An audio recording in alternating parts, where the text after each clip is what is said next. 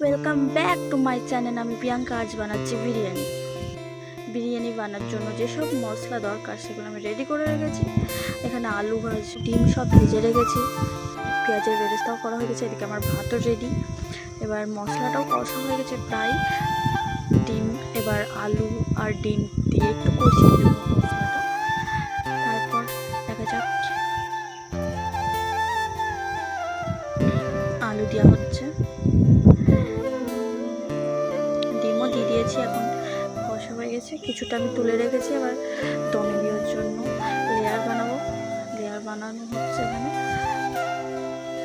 একের পর এক ভাত দিয়ে, তারপরে আবার ডিমের ঝোল দিয়ে আবার ভাত দিয়ে রেডি করে নেব আমি লেয়ারটা। তারপর লাস্টে দেবো কেশর মেশানো দুধটা এবং ঘি।